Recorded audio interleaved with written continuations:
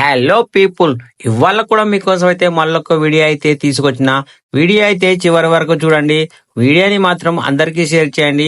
ఇది వరకు కొన్ని యూట్యూబ్ ఛానల్స్ లో వీడియోలు చూసి మురిసిపోయి ఆశపడి రాజమండ్రిలో ఉన్నటువంటి పందలపాక అప్పారావు, అదేనండి సత్యపంచ కళ్యాణి పలావ్ సెంటర్ కి అయితే వెళ్ళాను.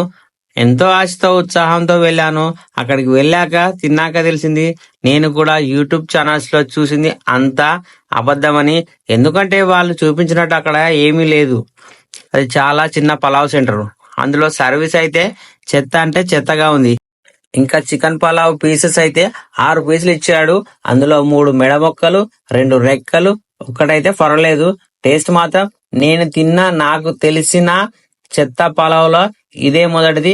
ఎందుకంటే అంత వేస్ట్ గా ఉంది. కొన్ని వీడియోల్లో ఆహా ఓహో అంటూ ఆశ పెట్టకుండా ఉన్నది ఉన్నట్టు చెప్పడం నాకు అలవాటు. ఇక రైస్ అయితే పర్వాలేదు. ఇంకా అందులోకి అది సూప్ అనాలో దాల్చానాలో నాకైతే అర్థం కాలేదు. అలా ఇక మజ్జిగ అయితే పర్వాలేదు. వాటర్ బాటిల్ అడిగితే కిన్లీ అడిగితే లెజెండ్ ఇచ్చాడు. వీళ్ళ దగ్గర అయితే ఇదే ఉంటుందంట. ఇంకా పలావ్లోకి ఉల్లిగడ్డ ముక్కలు అడిగితే నిమ్మ చెక్క మాత్రమే ఇచ్చాడు. మాకు తర్వాత తెలిసిన విషయం ఏంటంటే సర్వర్ గారు గుట్కా నములుతున్నాడు, అందుకే మళ్ళీ పిలవలేదు.